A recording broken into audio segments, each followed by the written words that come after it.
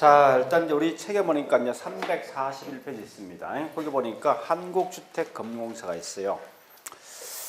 자, 일단 잠시 보자고요. 이 말입니다. 한국에 이제 부동산 금융이 있는데 크게 두 가지 방식이 있어요. 첫 번째 뭐 있냐? 집이 없는 분한테 집을 가질 수 있는 그런 기회를 만들어주는 게 보금자리론이 있습니다. 두 번째 보니까 뭐인가요? 주택연금. 주택연금은 다른 말로 연세가 있는 분이 퇴임 등을 했을 때 뭐 있습니까? 소득이 없으니까 할 수 없이 생활비를 쓰기 위해서 뭐 주택을 재산 결정해서 돈을 빌려가는 방식이에요. 자, 근데 이 문제는 이것도 매년 시험 나오는데 이게 매년 이 법 조문이 바뀌거든요. 바뀌기 때문에 지금 하지 않습니다. 하지 않고 나중에 7월 달로 뭐 할게요. 아마 그게 훨씬 나을 것 같아. 괜히 지금 해서 안에 있는 법 내용 바뀐 걸 다시 공부하면 훨씬 더 나중에 하는 게 훨씬 나을 것 같아요. 그래서 일단 그리고 책에 보니까 341부터 해서 쭉 넘어가서 이까지입니다. 352페이지까지요.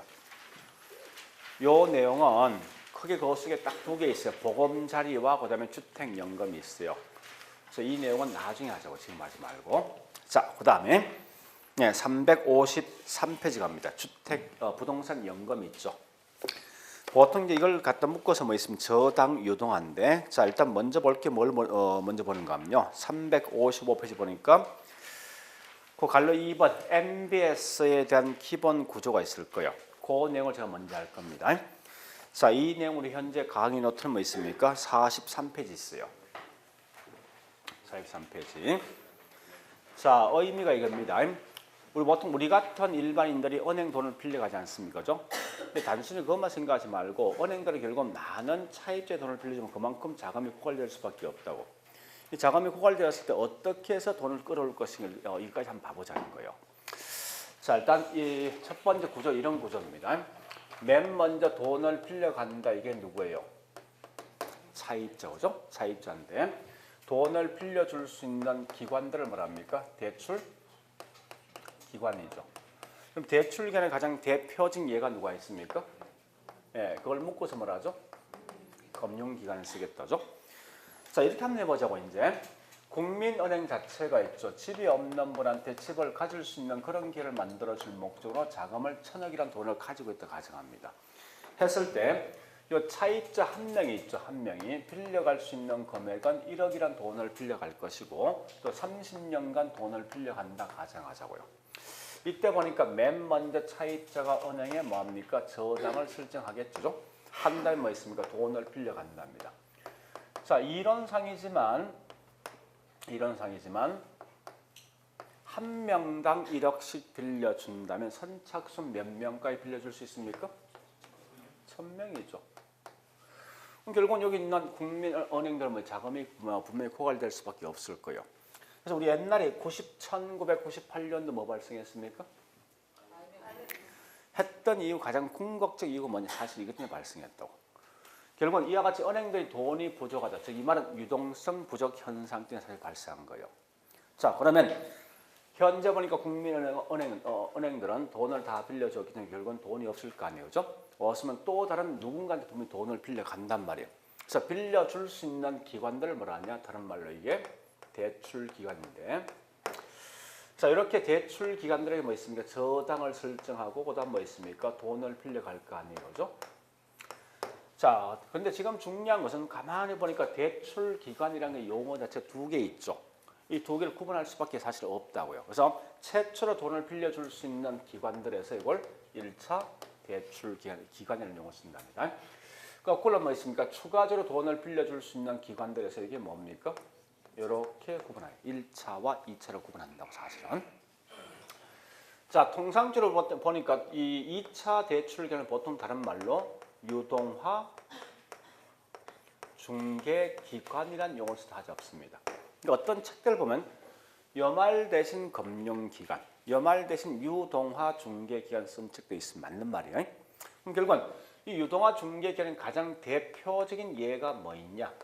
이건 결국은 한국은행이 분명히 아니라 얘는 반드시 뭐 있습니까? 우리나라 봤을 때 한국주택금융공사가 있어요.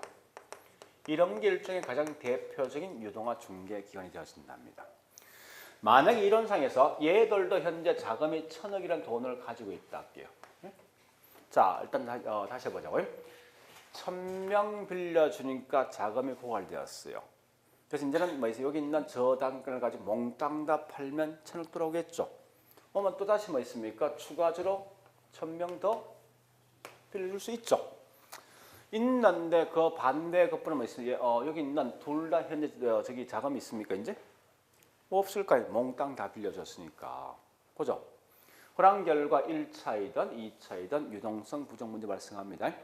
이때 보니까 여기 있는 2차 대출 기관들은 잡았던 저당권을 가지고 투자자한테 뭘 발행하는 거요? 정권을 발행합니다. 하면 이 정권 자체가 수익성이 있다라고 생각하면 결국은 이걸 살 거 아니에요. 사면 이제 돈이 들어오겠죠. 그러면 또다시 뭐 여기 있는 얘들은 유동성 부족 문제를 해결할 수 있다고. 자, 그러니까 이런 구조가 뭐냐? 곧 이게 다른 말로 우린 이걸 저당 유동화 제도라 말 쓴답니다. 잠시 좀 알 것은 뭔가 유동이란 말과 유통은 어떤 차이가 있습니까? 그러니까 공통점은 흘러간다, 넘어간다, 이전된다, 양도된다 이 공통점이에요. 자, 보통 우리 통상적으로 이런 분필 있죠. 분필 자체가 이동되는 시장이 무슨 시장입니까? 유통이죠. 이 말은 결국은 유형물 자체가 이동되는 게 유통이라고요. 그 반대 것으로 뭐 있습니까? 무형물 자체가 이동되는 걸 유동이라는 용어를 쓴다고 쓸 때. 그러면 현재 넘어갈 수 있는 물건 자체는 뭐예요? 요거지. 이게 저당권이지. 권리의 권리. 그래서 그것을 보통 뭐라 합니까? 다른 말로 저당 유동화 제도라는 용어를 쓴다고 쓸 때. 그래서 액면거리가 그대로 그냥 번역하시면 돼요. 저당권이 넘어가고 이전되고 양도되는 시장을 가지고 저당 유동화란 말을 쓴다 쓸 때예요. 자, 원래 원칙은 이렇게 만드는 원칙인데 때에 따라 보니까 1차 대출기관이 직접 투자자한테 뭐 있습니까? 채권 등을 발행할 수 있습니다. 하면 결국은 채권 등을 사면 여기 있는 돈이 흘러갈 수도 있어요. 이게 원래 저당 유동의 가장 기본 골격이라고요. 자, 일단 요 하기 전에 먼저 요 개념이 있죠. 요 정권이라는 개념을 좀 정리할게요, 제가. 예, 우리 아까 보니까 금융도 지분금융과 무슨 금융? 부채금융이 있듯이 얘도 지분정권과 부채정권이 있어요. 그럼 지분정권의 가장 대표적인 예가 뭔지 압니까? 이게 주식이에요, 주식. 주식이 곧 지분정권이라고. 그러니까 부동산에서 뭐 있습니까? 부동산을 통해서 만들어진 주식 중에 가장 대표적인 예가 뭐 있냐? 곧 그게 리츠 또는 펀드 이런 거예요. 근데 부채정권은 분명히 아까 3개 있었어요. 잠시. 우리 보통 부채정권을 줄여서 뭐랍니까? 채권이라는 거 쓴다고. 그래서 앞으로 제가 여기서 무조건 쓰면 채권이라는 거 쓸 겁니다. 근데 분명히 채권도 거기에 3개 있습니다. MBS란 채권이 있고 그 다음에 CMBS란 채권이 있어요. 세 번째 보니까 ABS란 채권이 있답니다. 그러면 지금 쓰고 있는 얘는 뭐에 대한 약자냐 묻는 건데 M은 모기지죠. B는 되돌려 받는다 이 말이에요. S는 뭐 있습니까? 정권들, securities죠. 자, 그 다음에 CMBS는 뭐냐? C는 상업이에요, 상업. 그 다음에 M, 모기지, 베키더, 그 다음에 securities. A는 asset이 뭐냐? 자산. 그 다음에 BS 이 말 약자입니다. 근데 보니까요, 먼저 우리 말로 좀 번역하는데, 이 BS란 말을 좀 번역할 BS를 갖다가. B란 것은 돌려받는 거요. 여기 있는 요건 뭐 있으면 종이 쪽지야. 권리가 있는 정서라고. 우리 이런 거 있죠. 자동차 사면 채권 사지. 보죠. 사면 이렇게 돼 있지 않습니까? 100만 원, 이자 3%, 5년 만기 상환. 이렇게 돼 있다고. 요거 사면 결국 뭐 있습니까? 5년 만기는 반드시 원금과 이자 돌려주죠. 이게 BS예요. 이게. 반드시 약속한 날짜에 원금까지를 돌려주는 거예요. 따라서 현재 보니까 우리나라에서는 이 용어 가지고 학자들마다 쓰는 용어는 다 틀리답니다. 어떤 분은 보니까 이걸 가지고 뭐라 쓰는가면요. 담보가 돼 있는 부채인 정권. 어떤 분은 담보가 있는 부채인 채권. 어떤 분은 담보 채권. 이렇게 쓴답니다. 쓸 때. 그러면 지금 하고 있는 MBS는 원래 정확한 말은 뭐냐? 이 앞에 사실은 하우징이 포함되어 있어요. 이게 원래. 그러면 MBS 하우징이 뭐죠? 그래서 MBS를 번역할 때 뭐라 번역하냐? 주택담보부 정권, 주택담보부 채권, 주택담보 채권 쓴다고요. 그 다음에 여기 있는 커머셜은 뭐죠? 상업이지. 그죠? 그래서 우리 CMBS를 뭐라 씁니까? 상업담보부 정권, 상업담보부 채권, 상업담보채권 쓴다고. 어셋이 뭡니까? 그죠? 그래서 그냥 그대로 번역하시면 돼. 자산담보부 정권, 자산담보채권 이런 용어 쓴다고. 그러니까 학자마다 쓰고 있는 용어 다 틀리니까 절대 우리 말로 된 용어 보지 말고 영어 약자를 보시라고. 반드시 영어 약자를 써주게 돼 있으니까. 자, 그러면 이게 뭐냐는 건데 이게 별거 아닙니다. 자, 해볼게. MBS가 뭐라고요? MBS 주택을 담보로 해서 채권 발행한 거지. 자, 보자고요. 내가 집 살 목적이야. 그래서 은행 돈 빌렸어. 빌렸는데 담보가 뭐요? 요걸 가지고 채권 발행된 게 MBS야. 응? 우리 학원 건물 상업용 건물이지. 요걸 살 목적이었어요. 그래서 은행 저당 설정했어. 했는데 담보가 뭐라고요? 요걸 가지고 채권 발행된 게 CMBS야. 응? 그럼 ABS가 뭐냐? 돈의 가치가 있는 것. 즉 우리가 알고 있는 자산. 즉 가장 대표적인 예가 뭐냐? 카드 할부, 자동차 할부 같은 할부, 리스 같은 거. 그거 자체 벌써 이게 자산 가치 있는 거예요. 그걸 가지고 채권 발행된 게 ABS예요. 그 다른 거 없습니다. 담보가 뭐냐 따라 채권 종류가 달라질 뿐이지 나머지 똑같다고 이게. 물론 훨씬 더 중요한 건 이 세 개 중에 누가 중요하겠습니까? 그죠? 네, 고려 보시면 돼요. 자, 일단 이건 좀 더 할 거예요. 하고, 지금 여기 있는 요 내용을 먼저 하셔야 돼. 요 내용. 자, 이 내용을 제가 약간 변형시킵니다. 변형해서 실제 시험장 가서 이렇게 하시라고. 무조건 이 그림 그리셔야 돼. 차입자에게. 그 다음에 1차 대출기간 있죠. 그 다음에 두 번째 누가 있습니까? 2차 대출기간 마지막 누가 있습니까? 이렇게 그리시라고 무조건. 그런 다음에 차입자가 금융기관에게 무엇을 정합니까? 하면 돈 빌려 갈 거 아니에요. 그 다음에 돈이 부정이한테 뭐 다시 저당금 팔죠? 그런 다음에 뭐 있습니까? 2차 대출 기관들로 돈을 빌려주면 돈이 부족합니다. 하면 여기서 뭐 합니까? 채권을 발행한 채권을 한단 말이에요. 얘가 직접 채권 발행할 수 있죠? 요 그림만 딱 그리시라고. 무조건 나오는 순간 이 그림 하나 가지고 모든 걸 푸시라고요. 아마 그러면 문제 다 풀립니다. 그래서 우리 한번 거기 있는 강의 노트에 있는 43페이지 보니까요. 제가 7개를 딱 7개를 써놓았지만 그 중에서 반드시 뭐 있습니까? 6번까지 1번부터 6번까지 꼭 기억하셔야 돼. 1번부터 6번까지 무조건 거기 6개 중에 답이 나오게 돼 있어요. 무조건. 자, 설명드립니다. 이제 물어보자고요. 그럼 시장이 뭐 하는 곳이에요? 시장.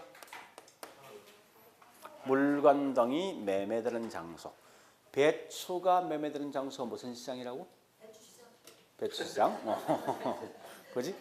자, 그러면 저당이 매매되는 시장 무슨 시장? 오케이. 그럼 저당 시장이네. 보세요. 최초에 차입자하고 1차 대출 기간 사이에서 저당 설정한 돈 빌려가지. 그럼 이걸 뭐라냐? 다른 말로 1차 저당 시장이라는 용어 쓰는 거예요. 쓸 때. 그래서 금융은 항상 우리 말로 그냥 그대로 번역하시라고. 그 다음에 형성돼 있는 저당권을 다시 이렇게 사고 팔 수 있거든요. 다시 이렇게 사고 팔 수 있는 이런 시장을 뭐라 하냐? 이게 2차 저당 시장이라는 용어를 쓴답니다. 이게 우리 거기 있는 1번. 네? 됐죠? 그러니까 다시 합니다. 1차 저당 시장은 차입자와 금융기관 사이에서 이루어지는 거예요.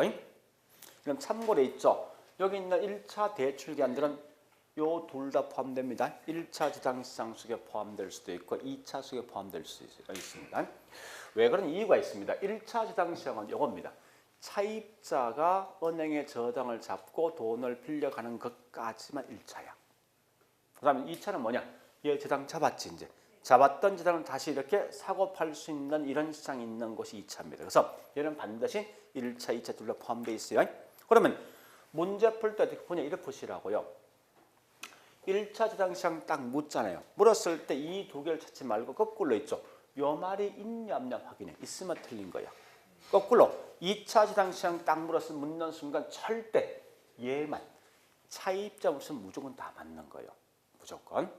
자, 그렇게 문제 풀지 않냐고. 가장 중요한 것은. 자, 그다음 두 번째 갑니다. 우리 거기 있는 2번 맞습니까? 자, 여보세요. 이제 2번 할 거예요. 이 말입니다. 차입자가 2차 대출 기관에게 직접 저당 설정할 수가 없지. 이 구조상에서. 한 번 더. 차입자가 여기 있는 투자자한테 직접 채권 발행할 수가 여기 2번. 됐죠? 그 다음 3번 갑니다. 3번이 뭐냐? 요거요. 요게 모저당이에요. 모저당은 엄마 저당, 최초 저당. 맨 먼저 저당까지 설정된 게 모저당이라고. 요거 하고 여기 있는 채권. 그럼 채권 발행 이렇게 하는 거 아닙니까? 은행에 저당을 잡았던 걸 가지고 채권 발행하는 거지. 요거 둘 관계를 봐보자는 거예요. 자, 첫 번째 말입니다. 한 개의 저당권 가지고 채권은 한 개 또는 여러 개 발행할 수 있다. 자, 다시 할게요. 여기 보세요. 만약에 삼성에서 아파트를 짓는데 돈이 필요해서 3천억이란 돈을 빌려갔답니다. 이걸 가지고 그대로 채권 발행하면 하는데 3천억짜리 채권 딱 한 장만 발행했답니다.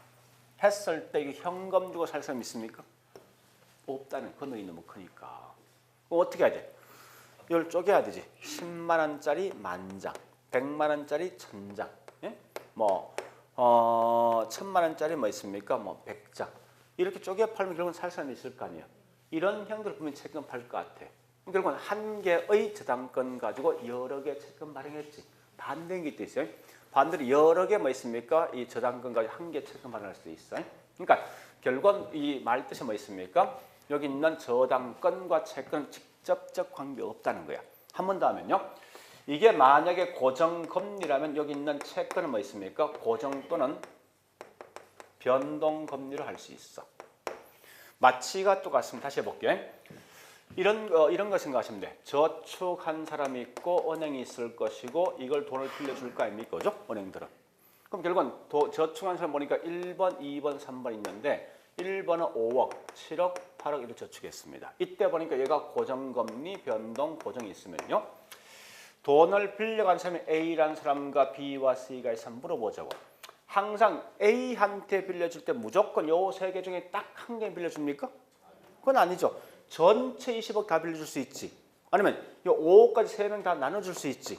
이 말이 뭐 결국은 한 명이 저축한 돈을 여러 명 빌려줄 수 있을 것이고, 그죠? 여러 명 저축한 돈을 한 명이 빌려줄 수 있지. 이 말이 이거 아닙니까? 그죠? 두 번째 뭐 있습니까? 만약에 B한테 빌려준 금액이 7억이라는 돈을 빌려줬는데 얘하고 비슷한 거지. 이때 얘가 변동이면 무조건 변동해야 됩니까? 고정할 수도 있지. 이 같은 논리가. 그럼 결국 뭐 있습니까? 얘와 얘는 직접 관계가 없다는 게 중요하다고. 얘가 있는 시장 몇 차? 얘가 있는 시장 몇 차? 그래서 1차 저당 시장과 2차 저당 시장은 직접적 관계가 없다. 말 뜻이 그거예요. 자, 일단 여기에 뭐 있습니까? 3번입니까? 이거 설명된 거? 네, 그럼 4번 갈 거예요. 자, 다시 보세요. 이제 그러면 이런 참고로 채권 발행은 누가 합니까? 채권 발행 누가 합니까? 얘도 할 수 있지, 얘도 할 수 있지, 그죠? 둘 다 할 수 있네, 채권 발행. 자, 물어보죠. 현재는 일단 이렇게 채권 발행한다 할게. 일단 가정상에서 이렇게. 자, 현재 1차 대출 기한인 은행들이 채권 발행할 때 한번 물어보죠. 돈을 빌려주었을 때 이 얻을 수 있는 게 대출 금리지. 그죠? 은행들은. 그다음 채권 발행, 채권 수익이 분명히 있을 것 같아. 채권 수익이. 이럴 때 여러분이 현재 은행이라면 누가 더 높을 때 여기 있는 채권 발행하겠습니까? 응? 대출 금리는 10%인데 채권 이자가 보니까 8%입니다. 아니면 채권 이자가 12%랍니다. 응? 나는 현재 돈 빌려주고 10% 수익이 들어올 거 아니에요. 대출 금리니까. 근데 채권 발행 비용 나가지. 그럼 결국 누가 더 커야 돼? 그죠? 이게 더 커야 될 거 아니에요. 그러면 여기 있는 차익만큼 이자 저기 수익이 남을 거 아니에요. 그죠? 자, 그러면 결국은 얘가 있는 시장 몇 차? 1차 저당시장 수익률이 얘가 있는 시장 2차 저당시장 수익률보다 높을 때 채권 발행할 수 있다. 이게 4번이야.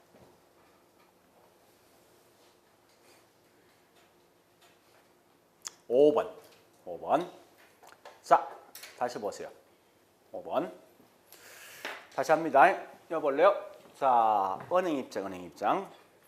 은행 입장에 어떤 게 훨씬 높은 수익을 가져갈까 봐보죠. 두 개를 질문할까요? 첫 번째, 나는 얘한테 돈을 빌려주고 대출 수익을 다 먹겠대. 한 가지 방식. 두 번째, 돈을 빌려주고 대출을 해주죠. 그런 다음에 이걸 채권 발행했대. 그럼 결국은 여기서 뭐 있어요? 얘 입장에선 대출 수익과 채권 비용을 이 차익을 먹겠지. 얘 입장에서. 그럼 훨씬 더 은행 입장에 유리한 게 전자입니까, 후자입니까? 후자. 응? 전자는 무조건 뭐만 가져가? 대출 수익 다 가져가잖아. 채권 발행 안 했으니까. 그럼 결국은 이 말 아닙니까? 원칙은 이거예요. 돈을 빌려주고 무조건 내가 대출 다 가져가는데. 근데 돈을 너무 많이 빌려준 결과 이런 단점이 있어. 돈이 없는 거야. 없을 때 뭡니까? 팔아야 되지. 자, 저기 이 말은 뭐냐? 요 둘로 마찬가지야. 자신들이 감당할 수 있는 저당권을 가지고 있다는 거예요. 왜? 훨씬 수익이 높으니까. 다만 감당할 수 없을 때 뭡니까? 다른 기관에게 처분한다. 이게 5번이야.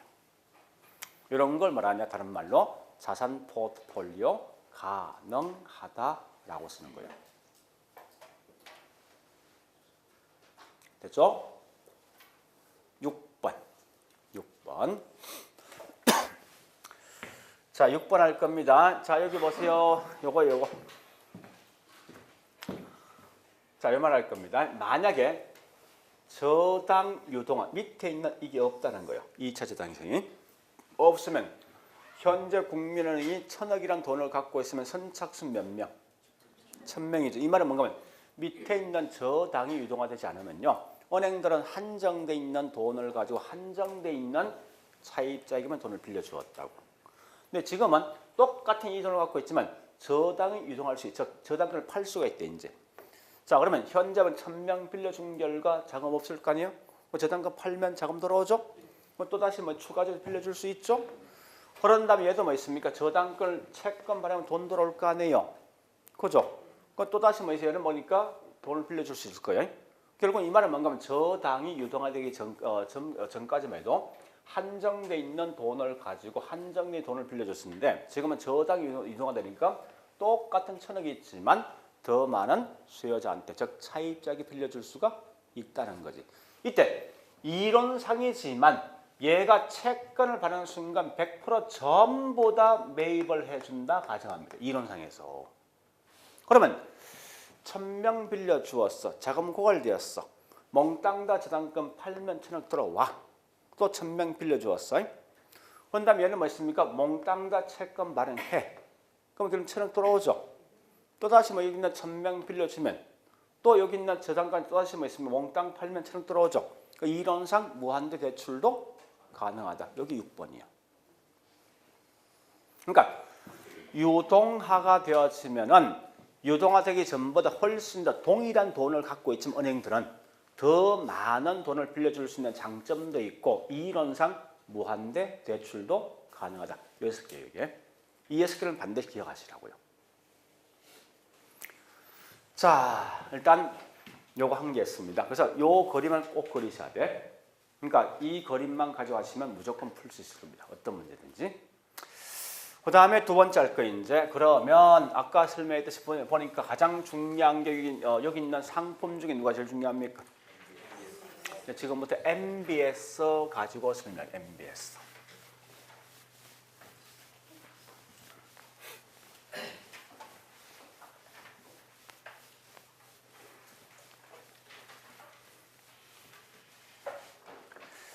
자, 일단 MBS가 될 건데요. 잠시 자 우리 OX 문제 한 2개 풀자고요.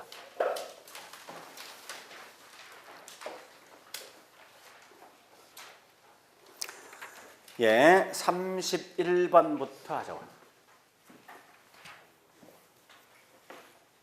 31번. 예, 채권을 발행하여 주택지당 대출의 공급이 늘게 되면 주택 수요가 증가될 수 있다. 자, 요거 문제 아까 있듯이 뭐 있습니까? 은행들은 현재 뭐 있습니까? 한정된 돈이 있지만 채권을 발행하면 그만큼 과거보다 더 많은 돈 빌려줄 수 있죠. 그죠? 그런 거 묻는 거. 두 번째 32번. 자, 뭐라 써놨습니까?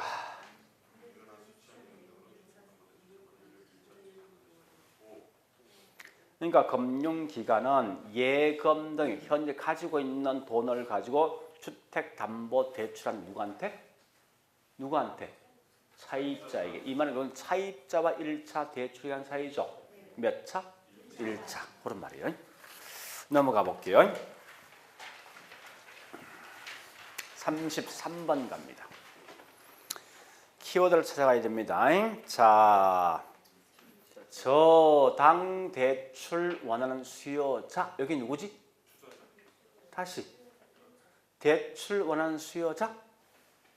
돈 빌려가는 사람? 그게 누구예요? 오케이. 차입자와 저당 대출 제공해주는 금융기관 1차 대출기관이지. 요 사이 몇 차? 1차지 1차. 뭐 얘가 틀린 거지. 그 다음에 34번요. 요건 지금은 넘어가겠습니다. 35번은 보세요. 한국주택금융공사는 보유하고 있는 주택시장 채권 집합물을 기초로 주택시장 정권 발행할 수 있다. 여기 보세요. 한국주택금융공사는 현재 이 중에 어디 속에 포함되지? 2차지 2차. 얘들 채권 발행할 수 있어? 있죠. 네, 그만 묻는 거예요. 그 뒷말이 뭔가 이겁니다. 뭡니까? 주택시장 정권 이게 MBS를 발행할 수 있다로 쓰면 이게. 그러니까 전부 다 이렇게 분명히 시험 낸다는 거예요. 흐름만 좀 아시면 돼요. 자, 그럼 일단 이제 여기까지 했으면요. 지금부터 뭘 할 건가 하면 이거 할 겁니다. MBS가 어떻게 만들어진 거냐 할 건데요. 자, 다시 합니다. 보세요. 우리 아까 했던 저당 유동화 흐름 다시 볼게요. 제일 먼저 누가 있습니까? 유동화 있어. 차입자가 저당을 설정하죠. 누구한테? 1차 대출 기간. 그다음 뭐 채권 저당권 팔죠. 누구한테 팝니까? 2차한테. 아까 설명했지만 채권 발행은 누가 합니까? 1차 대출 기간과 2차 기간까지. 그래서 요 속에 1, 2차 대출 기간 둘 다 묶어서 발행 기간이라는 용어 쓸게요, 제가. 자, 그다음에 마지막 보니까 누가 있습니까? 이런 순서로 되어 있어요. 원래 저당 유동화 똑같은 흐름인데 요 속에 1, 2차가 그냥 포함되어 있다 생각하시면 돼요. 자, 그런데 이때 보니까 지금 하고 있는 채권은 MBS란 채권입니다. 이렇게 해놓고 잠시 이제 책 볼게요.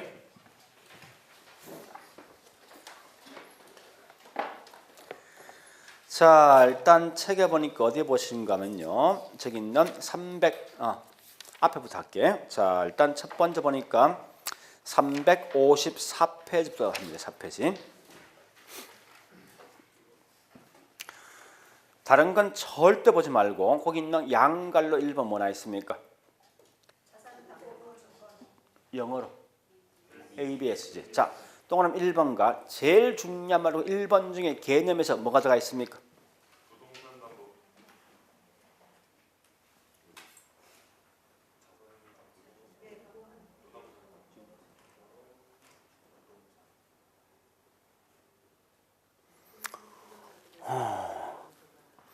도망갔네. 1번은 제일 중요한 사실 다 빠짐없어. 제일 중요한 자산을 담보로 이 말 중요하죠. 자산을 담보로 해서 이 말 들어야 된다고. 그러니까 부동산이 담보한 부동산의 자산을 담보로 한다. 자산이라는 자산. 부동산 담보 쓰면 이게 뭐 있으면 MBS 등등 모른다고. 부동산 관련돼 있는 자산을 담보로 하여서 정권을 발행한다. 써야지 이게 ABS예요. 핵심이 그 말입니다. 자산을 담보로 한다. 이 말이 꼭 들어와야 돼요.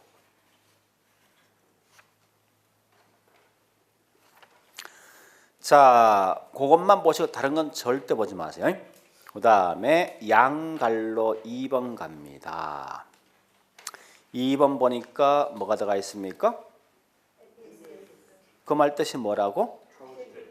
주택이지. 자, 개념 갖게 담보가 저기 대출이 뭐요?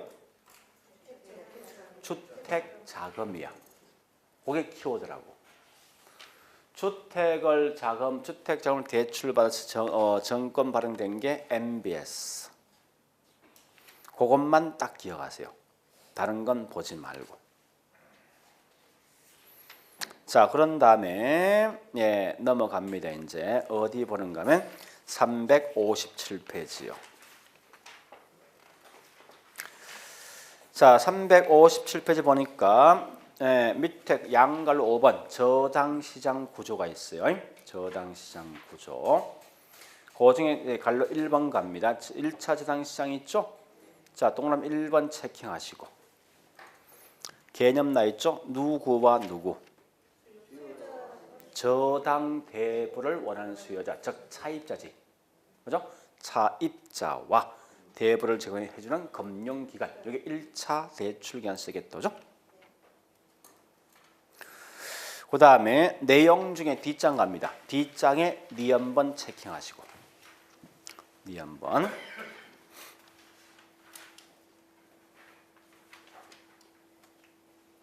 자, 갈로 2번.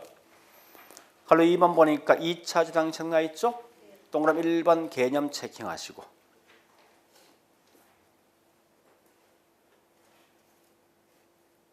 그 다음에 동그라미 2번의 내용 중에 기억에서는요. 기억에서는 여러분 이게 설명이 좀 애매한데 기억에 앞에 보지 말고 두째 줄 보니까 이래서 저당 대출을 받은 원래 있는 저당 차입자와 직접적 관계 없다. 이거만 줄 거나세요.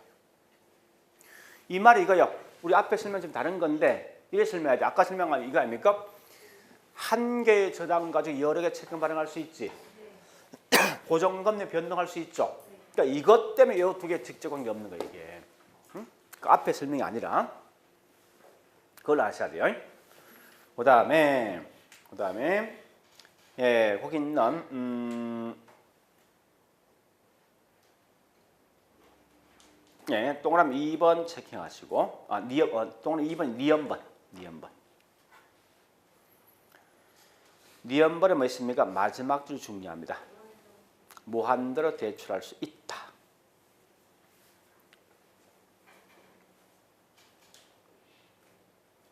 이렇게 해놓고 이제 밑에 있는 확인학습을 반드시 푸셔야 됩니다.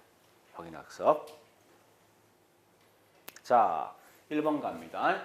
1번 보니까 1차 저당시장 나와 있어. 아까 했던 거죠?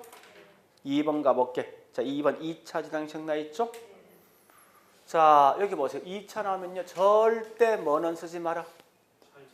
얘만 없으면 돼, 얘만. 없지. 그럼 맞는 거예요, 무조건. 그래서 이 말 아닙니까? 저당 대출 기간 누구죠? 요거 1차. 1차 대출 기간 다른 기관사에서 저당권을 사고 팔 수 있는 이런 기관들이 결국은 2차 저당 시장이다. 자, 그다음에 3번 가면 1차 대출 기관들은 2차 저당 시장에서 그들이 설정한 저당을 팔고 필요한 자금을 조달받는. 자, 얘는요, 뭐죠? 얘는 팔죠. 어디에다가? 요 저당권 팔지. 여기 채권 팔지. 요거 여기가 몇 차입니까? 2차 저당 시장에서 이런 저당권을 팔고 채권을 팔아서 필요한 자금을 조달받는다. 그다음에 우측 갑니다. 예, 4번 가볼게요. 1차 저당 대출자는 자금의 여유가 있더라도 자신들의 자산 포트 일부를 보여서는 안 된다. 틀린 거죠. 원칙은 감당할 수 있는 저당을 갖고 있습니다. 감당할 수 없을 때만 또 다른 기관 판다는 거예요. 그 다음에 5번요. 5번 봤습니까? 요거 묻는 거 아니에요? 요 놈하고 얘하고 이거죠? 저당 요거지? 요 놈과 이거지. 이놈과 이놈인데 이게 뭐냐? 얘가 직접 저당 설정 못하고 얘가 채권 발행할 수 없단 말이지 이게. 그 말 묻는 거예요. 그렇게 해서 내용을 좀 정리하시라고요. 자, 뒷장 나머지 다 필요 없겠네. 네, 그 다음에 양갈로 8번 갑니다. 자, 8번 제목이 뭐냐? 저당 담보부 정권인데 이게 뭐냐? MBS.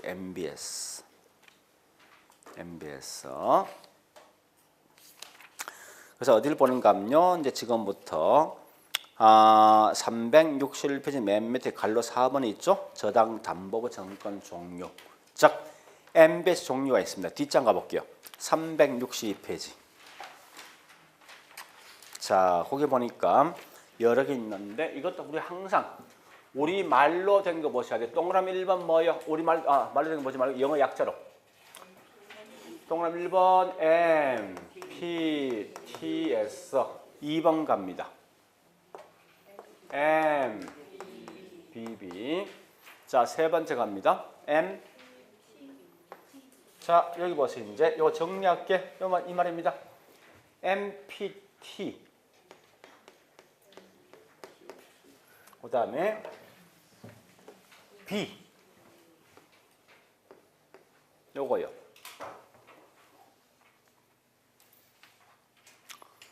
요 말입니다. 요거 세 개 MPT, B. 이렇게 생각하시라고. 물론 영어 약자는 영어는 약간 다른데 이렇게 보셔야 돼요. 그럼 결국은 요 말은 뭐예요? 요 두 놈이 있는 걸 합친 거지. 그죠? MPT 거, B 걸로 왔으니까. 그죠? 그래서 MPTS, MPTB. 그 다음에 이걸 좀 더 수정 보완한 게 누구냐? 그게 CMO라는 게 있습니다. CMO. 이렇게 크게 4개 상품이 있어요. 다시 할게요. 자, 이 말입니다. 다른 게 아니에요. 우리 이런 걸 전부 다 묶어서 분필을 하죠. 분필. 이때 여기에 노란색, 빨간색 있지 않습니까? 마찬가지요. MBS란 분필 속에 보니까 빨간 MBB, 노란 MPTS 등등이 있다는 말뜻이거라고요. 쉽게 말하면. 지금 할 건 뭐냐? 지금 이거 마시면 돼요. MBS란 상품들 중에 보니까 상품이 크게 4가지 구분된다. MBB, MPTS, MPTB, 마지막에 CMO 이렇게 4개 있다. 요거까지 마시라고 지금은. 자, 그런데 이거 다음에 좀 더 하기 전에 요거 조금 더 끌고 갑니다. 지금부터 보세요. 이제 이렇게 할 거예요. 지금부터 우리 첫 번째 차입자가 은행에 돈을 빌려줄 때 뭐를 설정하죠? 설정된 금액이 저당 권액이에요. 그런 다음 채권 발행하죠? 이때 발행된 금액이 뭐냐? 채권액이랍니다.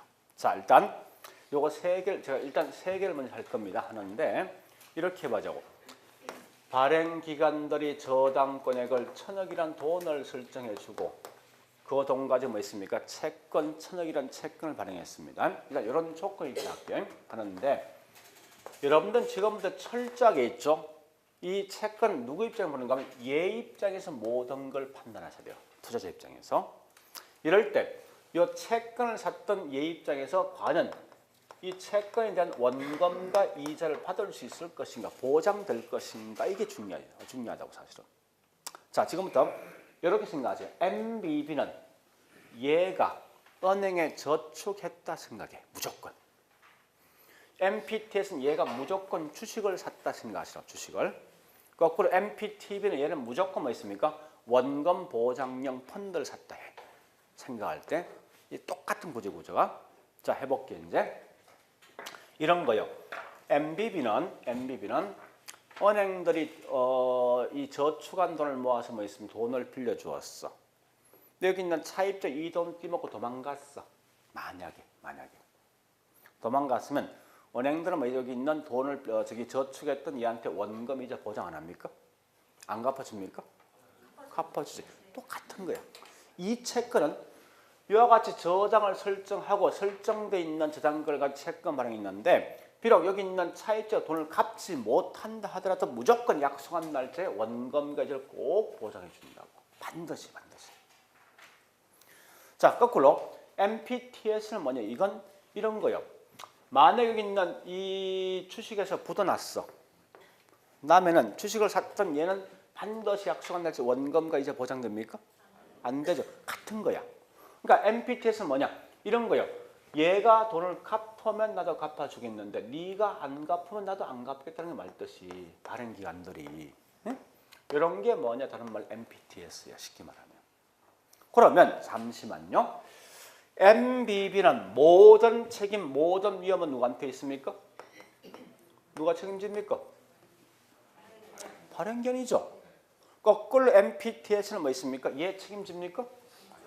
그러니까 이 말이 우리 거기 앞에 보니까 P가 뭐야? 영어로 MPTS에서 패스가 통과야. 이체예요. 그래서 이 말이 결국 이 말입니다. 바로 넘겨주는 역시 바로 넘겨준대. 그러니까 결국 모든 책임 누구한테 있습니까? 투자자가 결국 모든 책임지는 거죠. 그러니까 얘가 결국 위험이 있다는 겁니다. 물론 이제 말해야 사실 안 되지만 우리 한번 생각해 보자고. 이런 건 보니까 MBB는 채권을 잘 발행하겠냐고. 얘 입장에서 조금 좀 꺼리겠죠. 이런 채권은 MPTS는 잘 사겠냐고 이거. 그래서 이런 것으로 어떤 위험이 한쪽에 치중돼 있죠. 그런 것 때문에 위험을 이제 분산시킨 방식이 뭐냐? MPTB야. 이 말은 뭐냐? 네가 돈을 갚지 못하면 나는 적어도 원금은 보장해 주겠는데 이자까지는 곤란하더라. 이렇게 말한 게 MPTB라고. 그러면 원금에 대한 위험은 누가 책임집니까? 그죠? 발행기관이 무조건 책임을 지는데 이자에 대한 위험은 누구한테 있습니까? 그죠? 이렇게 하시면 아마 내용이 이제 판단 쓸 겁니다. 자, 일단 결국은 이제 이 말 아닙니까? 우리 항상 이거 알고 있지만 뭐든지 위험이 있단 말은 그 반대 거꾸로 뭐 있습니까? 권리가 없으면 위험이 없다고. 그럼 현재 보니까 전부 다 뭘 따지고 있습니까? 요거 지금 따지고 있지, 내용 자체가. 그죠? 그래서 원금에 대한 위험을 갖고 있단 말은 결국 뭐에 대한 권리인가 하면 원금이 뭐예요? 1,000억이지 이거. 요 1,000억이 뭐예요? 요거 아닙니까? 그지?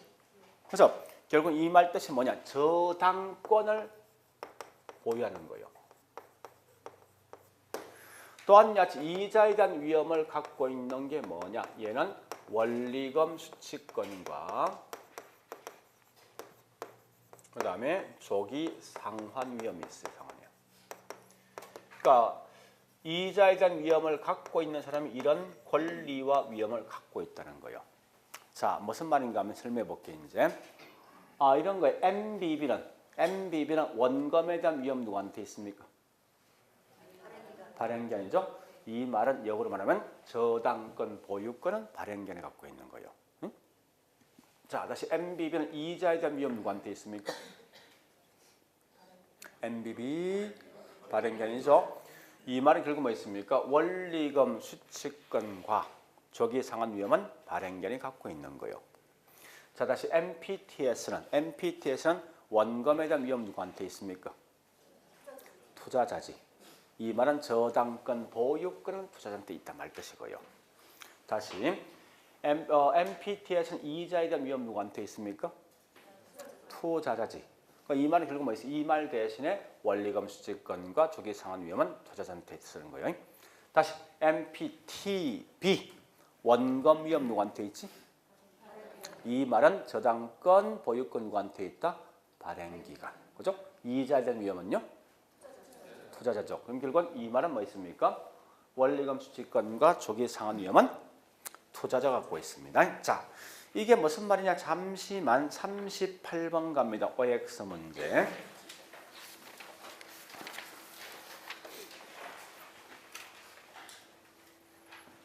자, 항상 이렇게 써주게 돼 있어요. 영어로. MPTS는 자, 항상 이건 모든 게 누구한테 있다? 위험이.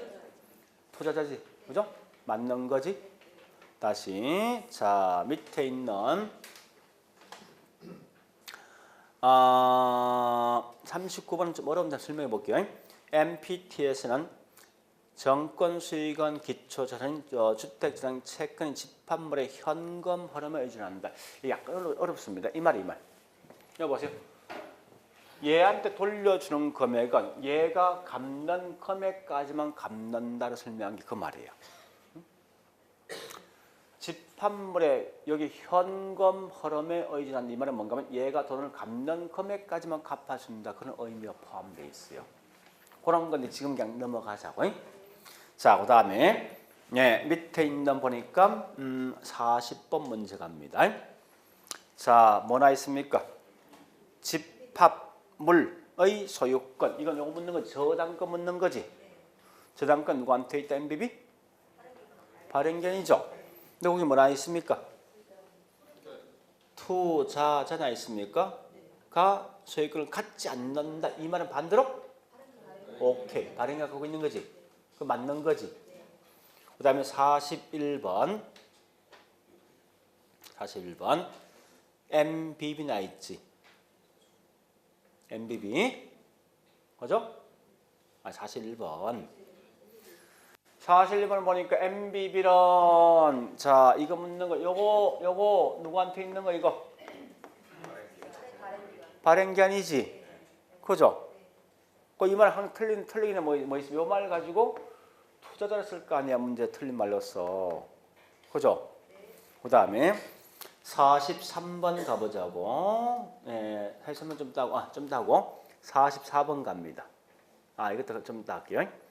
45번 가볼게.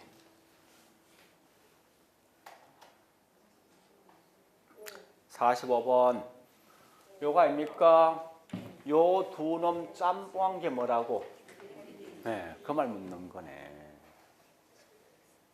뭐 정리해 볼게 이제. 자, 보세요. 요거 묻는 거요. 여러분들은 시험장 가서 이거만 하시면 안 돼. 다른 거 없습니다. 결국은 보니까 항상 이런 위험을 누가 떠안느냐 이게 중요한 거죠. 그죠? 딱 둘 중에 한 명 아닙니까? 투자자는 뭐요? 발행자죠, 발행자? 자, 물어보자고. MBB는 모든 책임, 모든 권리 누구한테 있다? 만약 우리 그 문제처럼 보세요. 이 말 딱 나오지. 나왔는데 만약 하여튼 뭐가 어떤 게 얘한테 넘어간다 쓰는 순간 다 틀린 거야. 무조건 모든 건 전부 다 얘한테 있어야 돼. 모든 게 하여튼 뭔지 모르지만. 응? 거꾸로 MPT에서 모든 책임, 모든 권리 누구한테 있는 거예요? 그죠? 투자자한테 있습니다. 그래서 항상 시험 나왔을 때 요 MPT 딱 나오죠. 나왔는데 발행자가 뭘 갖고 있지? 갖고 있다 쓰는 순간 다 틀린 거예요. 무조건 하여튼 얘는 전부 다 투자자 갖고 있는 거예요. 자, 그런데 이거 둘 다 짬뽕한 게 뭐라고? MPTB. 요걸 수정부하는 게 CMO입니다. 인데 요건 위험이 분산되지. 그런데 저당권 누구한테 저당권?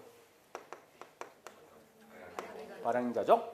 거꾸로 이자에 대한 대가 원리금 수취권과 조기 상환이면 뭐 있습니까? 투자점 돼 있는 거예요.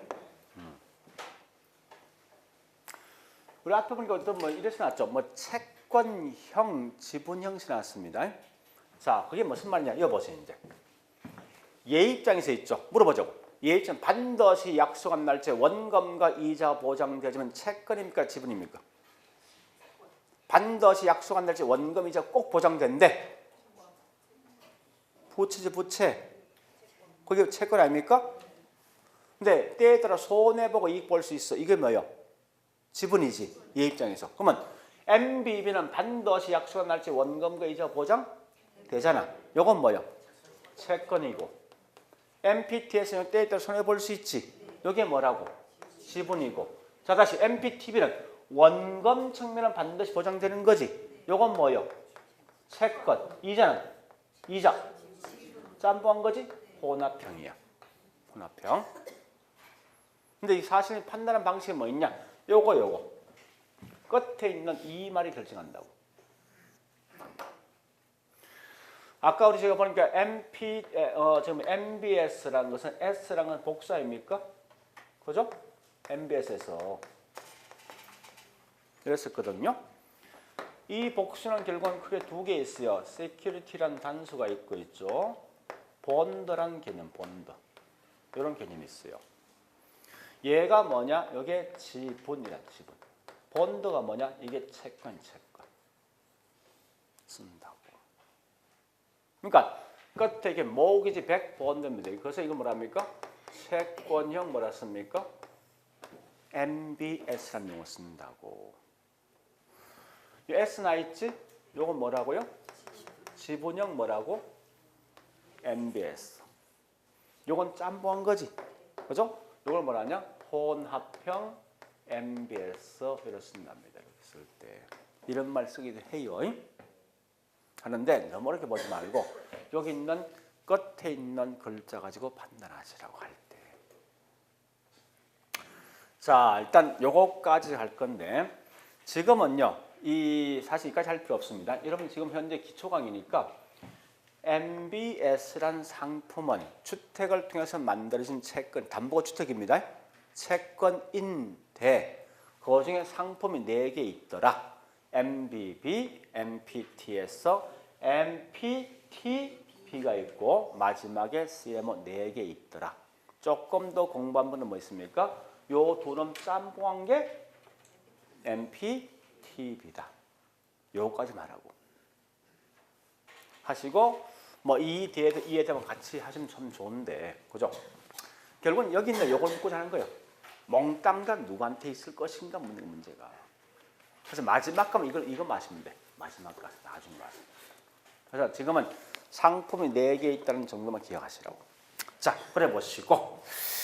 자, 그러면 우리 아마 책 보니까요. 책의 설명이 엄청 많습니다. 361페이지부터 365페이지에 설명되어 있는데 지금은 이거 책 읽지 말라고요. 읽지 말고 요 개념만 4개 있다는 것만 기억하시고 좀 더 한다면 요 정도까지 마시면 될 것 같아. 그래서 나중에 실제 우리 시험장 가서 뭐 있습니까? 여기 있는 요거만 가져가셔야 돼. 요거. 그죠? 요게 2개 키워드예요. 마지막 공부할 게. 아주 그래 아시고 좀 쉬었다가 이제 뒤에 보니까 뭐가 있습니까? 366페이지 보니까 리츠 있지. 리츠 할게요.